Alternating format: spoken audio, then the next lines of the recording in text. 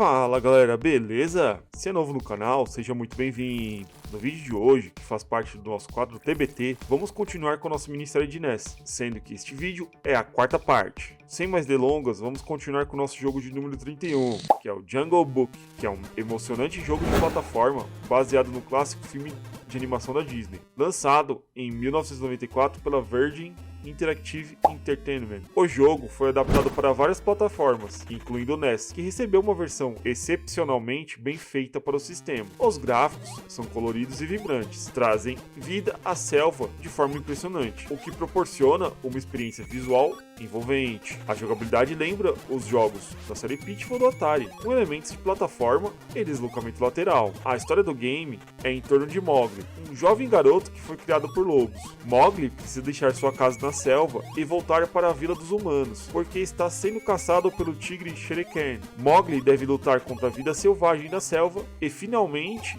enfrentar Shere Khan para poder chegar à sua vila. Durante a jornada, ele encontrará personagens famosos do filme, como Bagheera, Baloo, King Lou e a serpente hipnotizadora Khan. Os gráficos de Jungle Book para o NES conseguem retratar com detalhes e cores vibrantes a selva em que se passa o jogo. Cada nível apresenta paisagens únicas, variando de florestas densas a cavernas traiçoeiras. Os ambientes são ricamente ilustrados e repletos de elementos característicos da selva, como árvores, plantas exuberantes e animais selvagens. Ao explorar os níveis, os jogadores encontrarão obstáculos desafiadores que exigem habilidade e precisão para serem superados. Além disso, vamos encontrar inimigos perigosos que vão surgir ao longo do caminho, o que aumenta a tensão e a emoção do jogo. O design dos níveis também inclui referências aos locais icônicos do filme, como as ruínas antigas e o Templo dos Macacos. Esses elementos familiares aos fãs do filme contribuem para a imersão na história e tornam a experiência de jogo ainda mais envolvente. Outro grande destaque de Jungle Book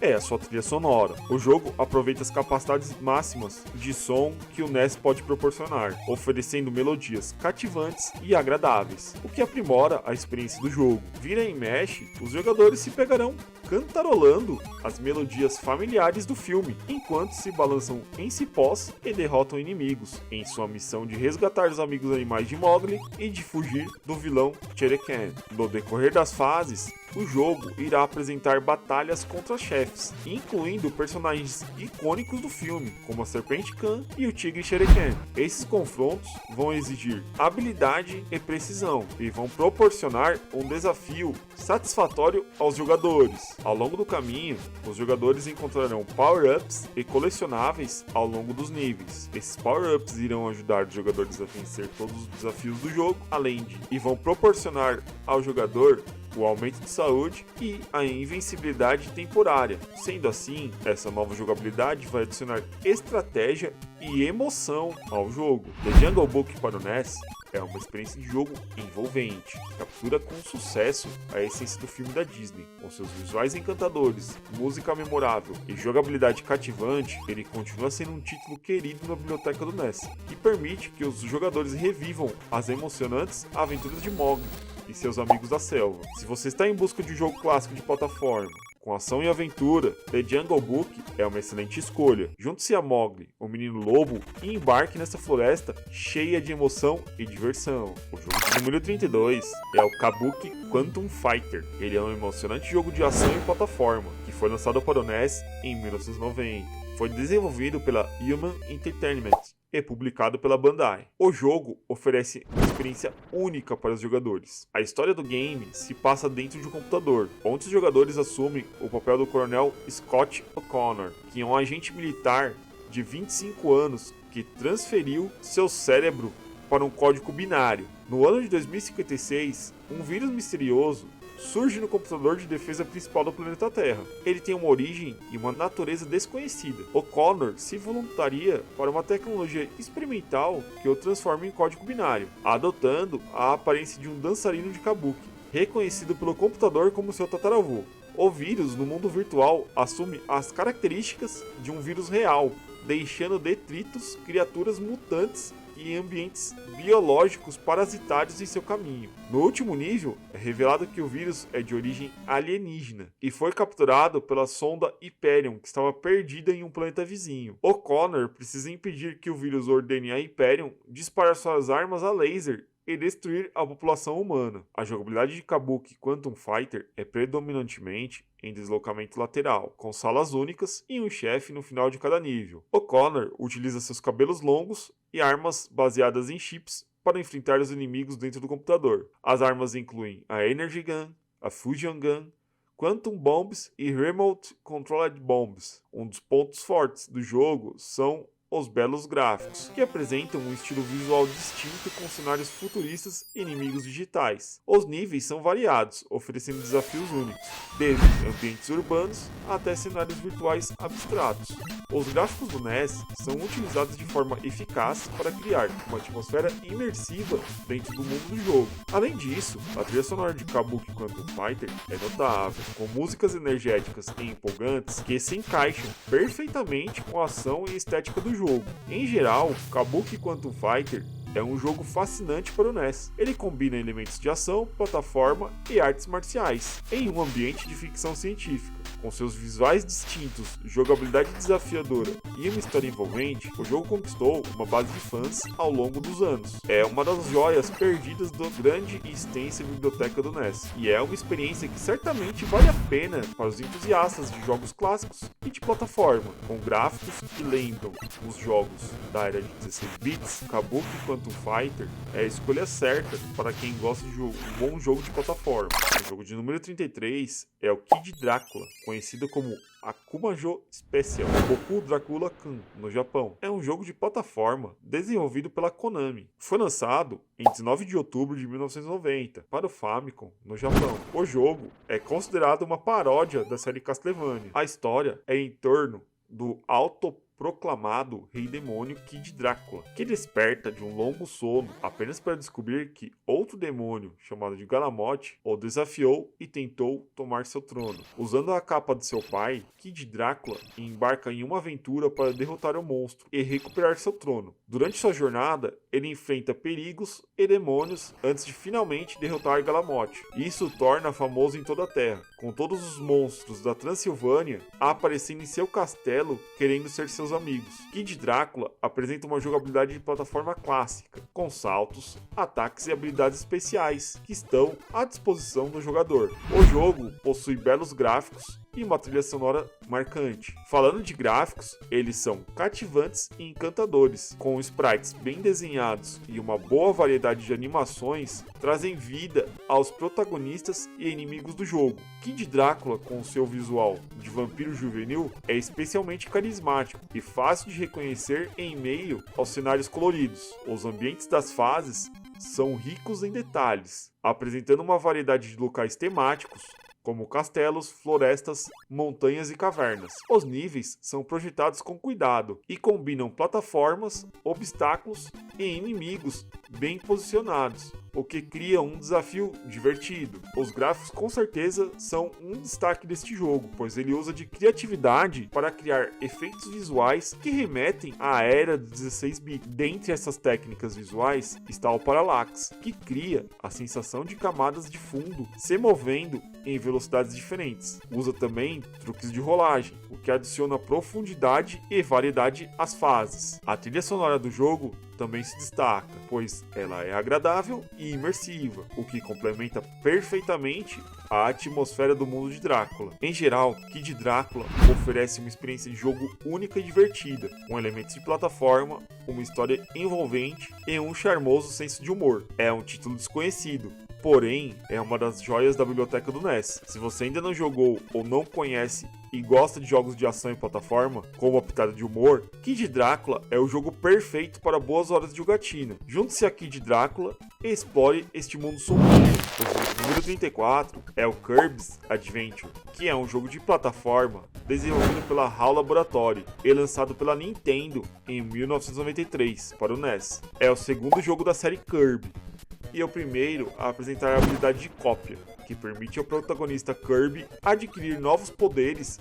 ao comer certos inimigos. A história de jogo gira em torno de Kirby, que luta para consertar Star Road, depois que o rei Dedede a divide em pedaços. Kirby embarca em uma jornada por Dreamland, enfrentando inimigos e chefes poderosos para recuperar os fragmentos da Star Road e restaurar a paz. A narrativa do jogo é bem simples, mas adiciona um contexto motivador para a jornada de Kirby. Os gráficos de Kirby's Adventure são vibrantes e coloridos, com uma paleta de cores que mostra Kirby em toda a sua glória. O jogo foi elogiado por ter um visual impressionante, tem cenários super detalhados e cheios de vida, e que parecem muito com um jogo de 16 bits. A jogabilidade de Kirby é uma plataforma 2D clássica. Os jogadores controlam Kirby enquanto ele explora níveis cheios de inimigos, obstáculos e segredos. Kirby pode engolir inimigos para obter suas habilidades e usar uma variedade de movimentos, como voar e lançar projéteis.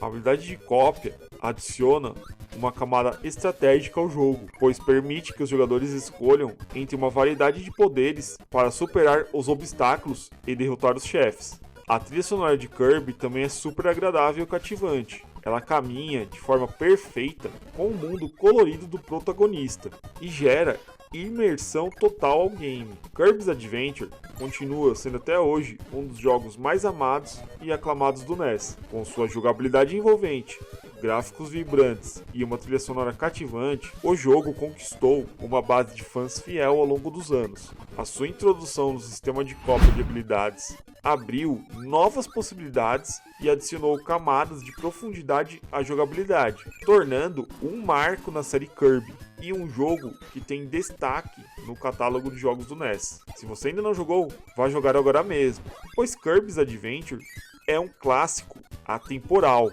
que encapsula o charme e a diversão da série Kirby, com gráficos cativantes, jogabilidade envolvente e uma narrativa encantadora que ajudam a tornar este jogo uma experiência inesquecível para os fãs de jogos de plataforma. Este game com certeza está entre os top 10 de melhores jogos do NES. O jogo de número 35 é o Little Nemo The Dream Master, que é um jogo de plataforma lançado pela Capcom para o NES em 1990. Ele é baseado no filme de animação japonês Little Nemo Adventures in Slumberland. Foi produzido pela Tokyo Movie Shinsha, que por sua vez é baseado na tira de quadrinhos Little Nemo in Slumberland. A música do jogo foi composta por Junko Tamiya, que é um talentosíssimo produtor. No jogo, os jogadores assumem o controle de Nemo, enquanto ele avança por níveis de rolagem lateral em 2D. Em cada nível, Nemo deve coletar um número específico de chaves, geralmente espalhadas por grandes e detalhados níveis. O número necessário de chaves para concluir cada nível não é revelado ao jogador até que ele alcance a saída, que possui o mesmo número de fechaduras correspondente. O jogador então deve explorar cada nível avançando da esquerda para a direita, e também verticalmente, em busca dessas chaves. Ao longo dos níveis, o jogador encontrará vários animais, que quando alimentados, concedem a Nemo poderes especiais. Esse mecanismo de jogo seria posteriormente usado em Kirby's Adventure, 3 anos depois. Alguns poderes dos animais são necessários para progredir, enquanto outros facilitam a jornada. As barras de vida dos animais muitas vezes diferem das de Nemo, com alguns animais possuindo vidas extras. Essas habilidades são essenciais, pois o jogo apresenta obstáculos desafiadores e inimigos praticamente infinitos, o que torna o jogo altamente difícil. A jogabilidade de Little Nemo ocorre em níveis de rolagem lateral em 2D. Outro ponto positivo do game é a trilha sonora do jogo, o que completa perfeitamente a atmosfera onírica, com músicas cativantes que se encaixam bem com cada ambiente e situação. Os gráficos são vibrantes e coloridos, e trazem os personagens e cenários de sonhos à vida de forma encantadora. Os detalhes e animações dos personagens são muito bem feitos, e os ambientes são ricos em detalhes e ajudam a criar uma atmosfera imersiva. Little Nemo The Dream Master é um clássico do NES, que com certeza está entre os melhores jogos de plataforma da geração. Ele combina desafios, gráficos encantadores e uma trilha sonora envolvente, o que faz parecer muito com um jogo de geração de 16 bits. A sua conexão com o filme de animação e quadrinhos adiciona uma camada extra de apelo para os fãs dessas mídias. Com uma jogabilidade única e um charme cativante, o jogo continua sendo uma experiência memorável para os entusiastas de jogos de plataforma clássicos. Por isso, não deixe de jogar Little Nemo The Dream Master. O jogo de número 36 é o Little Samson, conhecido no Japão como Seiri Densetsu Liko. É um jogo de plataforma lançado para o NES em 1992 pela Taito. O jogo é notável por ter uma jogabilidade envolvente, gráficos impressionantes e um desafio elevado. A história de Little Samson se passa em um reino ameaçado pelo demônio chamado Kali. O rei então convoca 4 heróis diferentes para enfrentar essas ameaças. Um menino chamado Samson, que pode se transformar em diferentes criaturas, como um dragão, um golem e um rato. Cada personagem possui habilidades únicas que são essenciais para progredir nos níveis e derrotar os inimigos. Os gráficos do jogo são visualmente impressionantes, com cores vibrantes e detalhes cuidadosamente elaborados. Os ambientes variam de florestas exuberantes a castelos sombrios, o que cria uma atmosfera cativante ao longo da jornada. As animações dos personagens são suaves e bem executadas, o que adiciona um toque de vida aos sprites. A jogabilidade de Little Samson é desafiadora e variada. Cada personagem tem habilidade e estilo de jogo distinto, o que oferece uma experiência diversificada e interessante ao game. O jogador deve alternar entre os personagens para aproveitar suas habilidades únicas e superar os obstáculos e inimigos encontrados em cada fase. A trilha sonora do jogo é igualmente impressionante, pois Little Samson tem melodias cativantes que se encaixam perfeitamente com a ação e a ambientação do jogo, o que ajuda a criar uma imersão total na aventura de Little Samson. Embora Little Samson seja amplamente elogiado por sua qualidade e inovação, o jogo foi lançado no final do ciclo de vida do NES e, portanto, teve uma distribuição limitada e alcançou uma base de fãs relativamente pequena na época. No entanto, ao longo dos anos, Little Samson conquistou um reconhecimento que deveria ter tido na época e se tornou um dos jogos mais valiosos e procurados por colecionadores devido à sua qualidade e raridade. Little Samson é um tesouro escondido do NES. Oferece uma experiência de plataforma desafiadora, gráficos impressionantes que lembravam 16 bits e uma trilha sonora envolvente. Embora possa não ser tão conhecido como outros jogos de NES, Little Samson, com sua jogabilidade única e uma qualidade impressionante, o torna uma joia preciosa na biblioteca do videogame. Esse jogo, reconhecidamente, é um dos melhores do Nintendinho e tem muitos elementos e gráficos da geração de 16 bits. O número 37 é o Mega Man 6, que é um jogo de plataforma desenvolvido e publicado pela Capcom para o Nintendinho. Foi lançado originalmente no Japão em 5 de dezembro de 1993 e na América do Norte em 5 de março de 1994. A história de Mega Man 6 se passa no futuro. Depois da sexta derrota do Dr. Wily, a World Robot Alliance foi criada para evitar novos conflitos. Um ano depois, com a colaboração dos melhores cientistas e o apoio financeiro da Fundação X, foi criado um torneio de robôs chamado Robot Masters, que está prestes a acontecer. O vencedor do torneio terá a oportunidade de trabalhar com seu robô no avanço da tecnologia. Quando o torneio estava prestes a começar, o dono da fundação, o Mr. X, revelou que agora os robôs estavam todos sob seu controle e que tinha manipulado o Dr. Wily por todo esse tempo.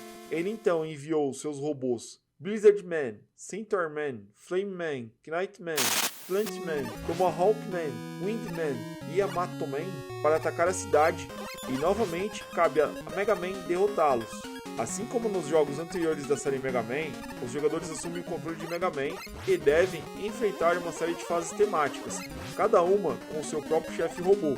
Ao derrotar os chefes, Mega Man adquire suas habilidades especiais, chamada de Robot Master Weapon. Essas armas podem ser usadas estrategicamente para superar os desafios e derrotar outros chefes com fraquezas específicas. Além das fases dos Robot Masters, Mega Man 6 introduz uma nova jogabilidade chamada Rush Power Adapter. Agora Rush, o cachorrinho robô, pode se tornar uma arma ou uma armadura para Mega Man, o que lhe confere maior resistência e habilidades especiais. Essa nova mecânica de jogo adiciona mais variedade e estratégias batalhas. Mega Man 6 recebeu elogios por sua jogabilidade sólida, desafios bem equilibrados e gráficos coloridos. Os fãs da série apreciaram a adição das novas habilidades do Rush Power Adapter, que trouxeram uma nova camada de diversão e complexidade ao jogo. Ao longo dos anos, Mega Man 6 conquistou um lugar especial na memória dos fãs, como um dos títulos finais da série do NES. A sua mistura de ação intensa, escolha estratégica de armas e desafios empolgantes continua a cativar os jogadores até hoje. Mega Man 6 é um jogaço de plataforma, que está entre os melhores da franquia Mega Man. Este é mais um jogo que parece bastante com games da era de 16 bits. Se ainda não jogou este clássico, não perca tempo. Assuma o famoso robozinho azul, salve a cidade e acabe com os planos maléficos de Mr. X.